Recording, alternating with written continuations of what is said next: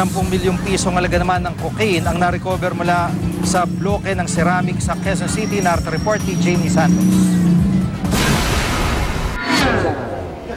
Sa pakikipag-ugnayan ng Australian Federal Police sa Philippine Drug Enforcement Agency o PDEA, na-recover ang 2 kilong cocaine na itinago sa bloke ng ceramics na ipinadala rito sa Pilipinas.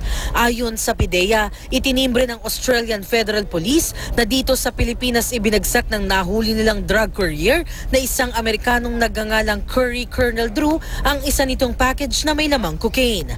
Base raw sa investigasyon ng Australian Federal Police, 2 address ang pinagbagsakan nito ng cocaine.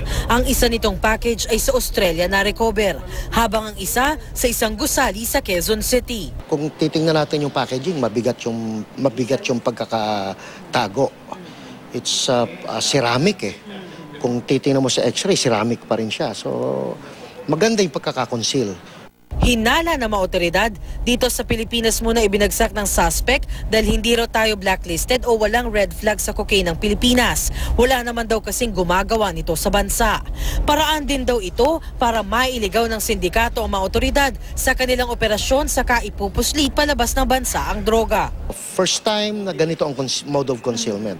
And this will still be part of the advisories na ipapadala natin sa different airports in the country. Sa pagkaka-recover daw ng mga cocaine na ito, mapapalakas ng Australian Federal Police ang kaso laban sa drug courier na nahuli nila. Tinatayang aabot daw sa 10 milyong piso ang halaga ng mga cocaine na na-recover. Jamie Santos, GMA News.